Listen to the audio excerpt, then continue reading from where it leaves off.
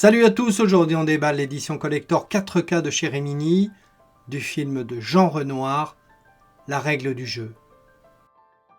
Nouveau transfert 4K, estampillé Rimini Édition qui rectifie les défauts de l'édition de 2022 avec une impressionnante sélection de suppléments dans un coffret grand luxe contenant, en plus du 4K et des 2 Blu-ray, un livret de 64 pages signé par la rédactrice en chef des Cahiers du cinéma Charlotte Garçon et 4 reproductions d'affiches au format carte postale. À la fin des années 30, plusieurs personnes de l'aristocratie et de la haute bourgeoisie se retrouvent le temps d'un week-end dans le château du marquis de la Chênaie à l'occasion d'une partie de chasse sur son domaine de Sologne. Un jeu de chaises musicales va s'engager où chacun va dévoiler les dessous de leurs apparences honnêtes.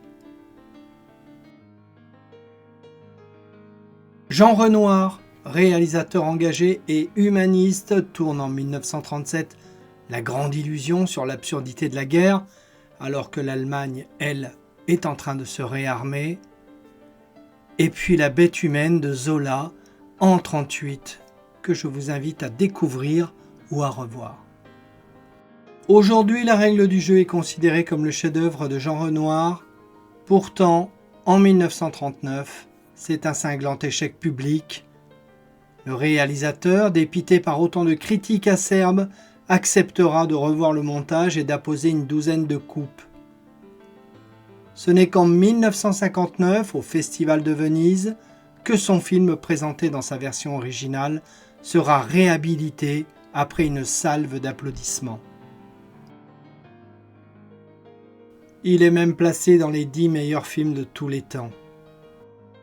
Sorti sur les écrans 2 mois avant le début de la Seconde Guerre mondiale, La règle du jeu conclut la première partie de la carrière de Jean Renoir, qui s'exilera à Hollywood en 1941, fuyant l'occupation nazie.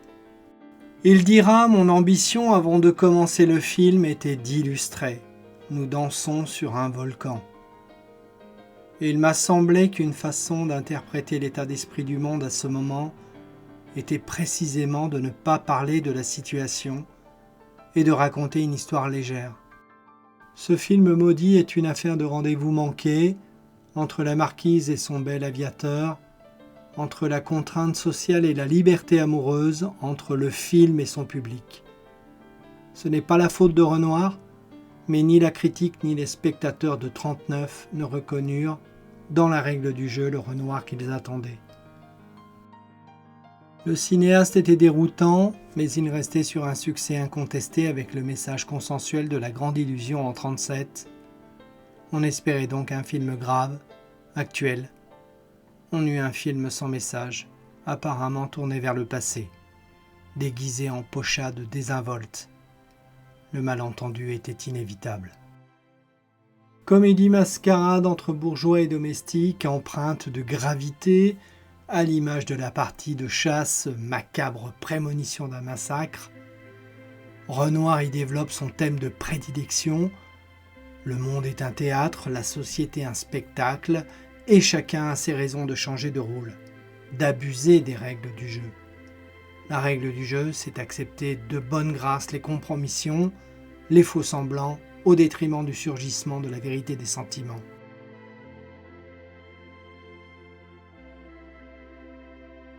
Si tu as aimé la vidéo, n'hésite pas à t'abonner,